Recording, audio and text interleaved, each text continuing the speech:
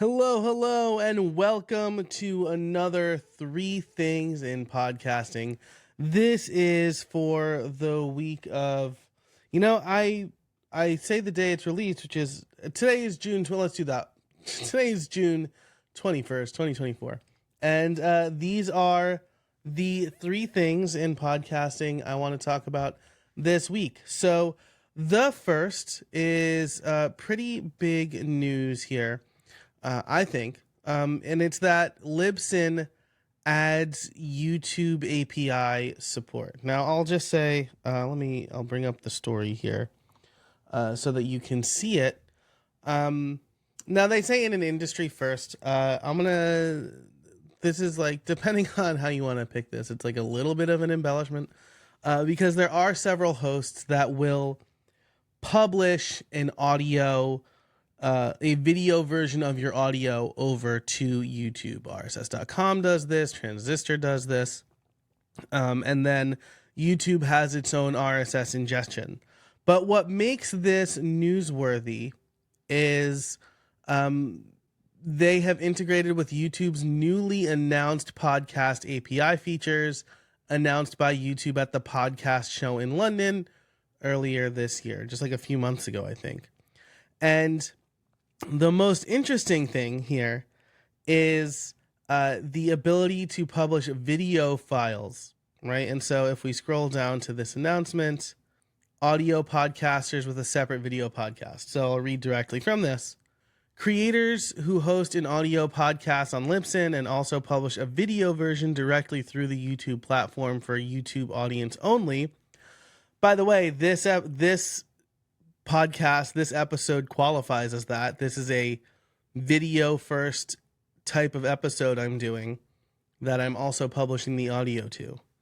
So anyway, creators who host an audio podcast on Libsyn and also publish a video version directly through the YouTube platform for your YouTube audience only, you can continue to maintain that workflow.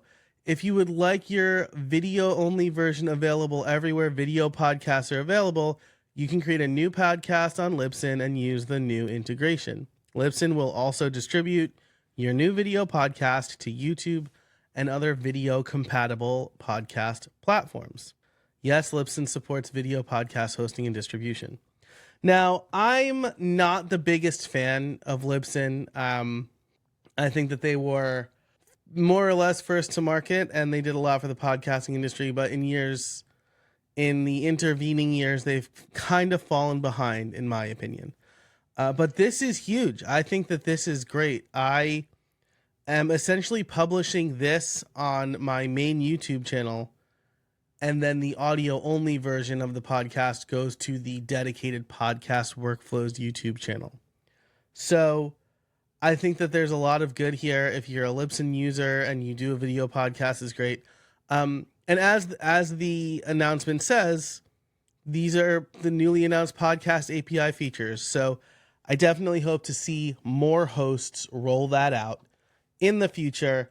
But that's it. Libsyn adds YouTube support.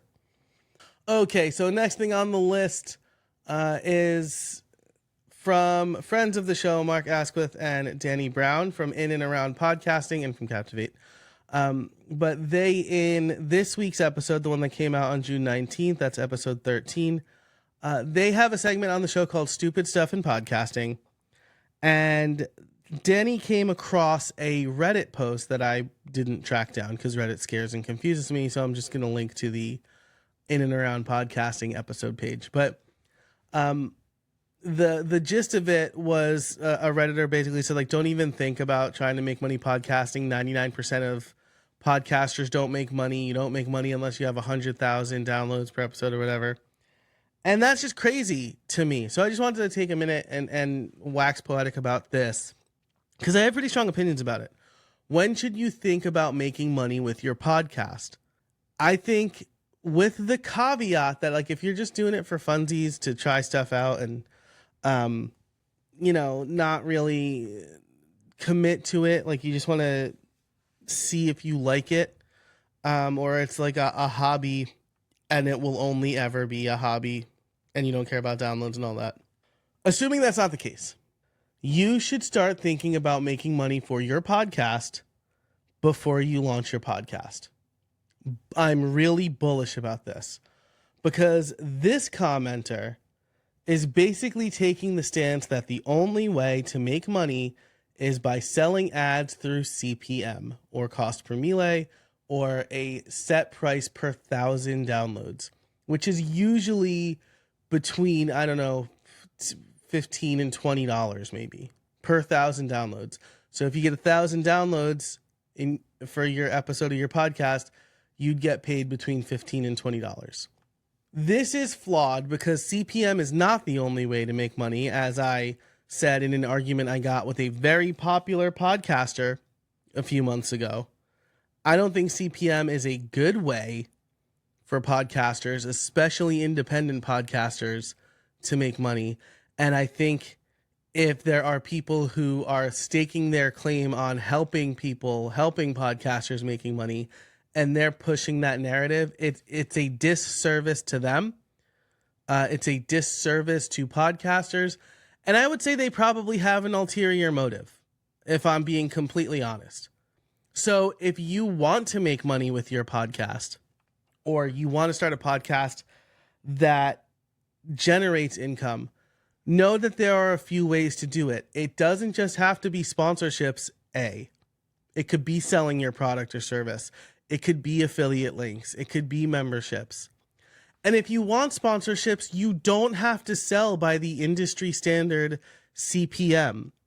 You don't have to say, oh, I get 5,000 downloads per episode, so I'll just sell this to you at $125. You can create value with a small audience and not sell based on those numbers. And when I got into an argument with this popular podcaster, he and another person basically made the argument that no matter what price you get for your podcast or for your sponsorship spot, it's always going to be based on downloads. So it's always going to come down to a CPM. And that is true if you say, well, yes, if I take the number that you paid me and divide it by the number of downloads that I got, there is a CPM. But you don't have to sell that way. You don't have to say, well, I get 1,000 downloads on my podcast, so this is how much I'll charge. Or this is how many downloads I think I'll get, so this is how much I'll charge. You can say, I have a niche podcast, and I have an audience, and maybe that's 1,000 or maybe that's 100, but that doesn't factor into the price. I have an engaged audience, and you can reach them. And I'll talk about you in my newsletter, and I'll mention you on my live stream. And now you're creating value for the sponsor, whether or not you get hundreds of thousands of downloads. But again, that's only one way to make money. So when should you think about making money for your podcast? Before you launch. You don't think about how many rooms a house is going to have after you build the house. You don't think about what you're going to make for dinner after you start putting a bunch of ingredients in a pot. You don't think about where you're going to drive until after you get in the car, right? In each of those cases, you have an idea of the outcome. You've thought about it, right? I want to have chicken cutlets for dinner. I need to go to the store. I'm going to have 4 bedrooms in this house. And then you plan accordingly. That's the point here.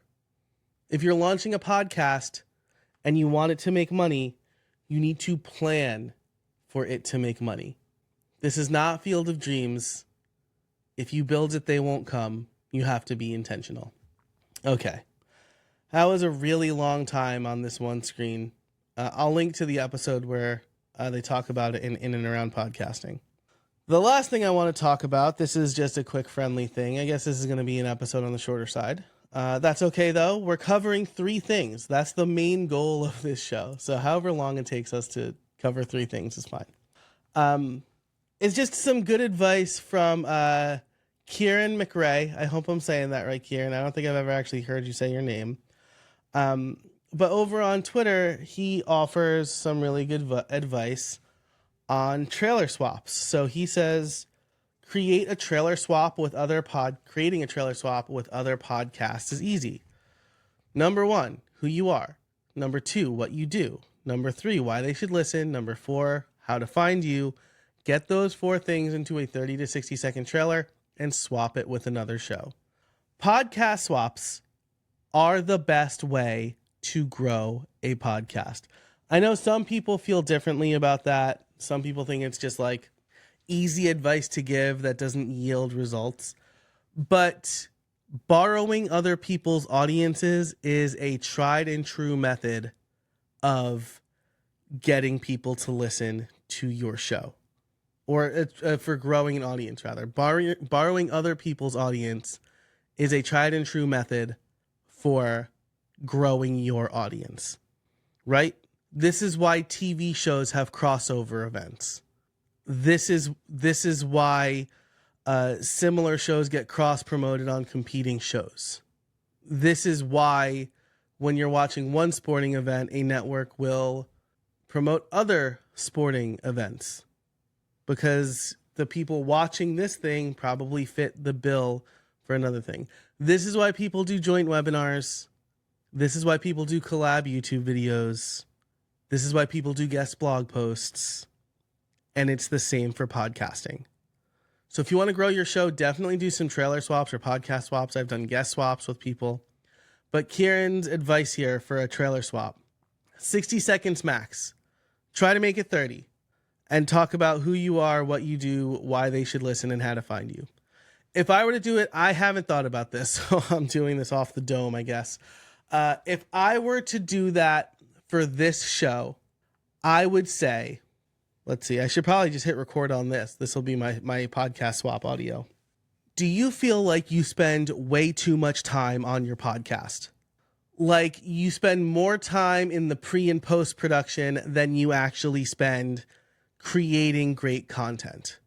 My podcast Workflows, can help you. Hey everybody, my name's Joe Casabona. I am a podcast systems coach who has been automating things and podcasting for over a decade. And on my show, I will walk you through the best ways to improve your podcast processes, automate and delegate more, and save up to 12 hours a week in your show. You can find me over at podcastworkflows.com. So there you go. I opened up with I opened up with the pain, right? Don't just start off with, hey everybody, my name's Joe Casabona and this is Podcast Workflows. Hook them. Why they should listen should be number 1. Always answer what's in it for me first. Always answer that question first, because if you don't tell them what's in it for them, they're not going to care. They don't care who Joe Casabona is if they've never heard of Joe Casabona. What they want to know is, how can Joe Casabona help me? So we want to start off with that. But thanks, Kieran, for that great advice. I am going to like and retweet now as I record. Okay, so that's been 3 things in podcasting. Today is June 21st, 2024. Libsyn adds YouTube support, which is great to see. When should you make money, or when should you think about making money with your podcast? And some great trailer swap advice.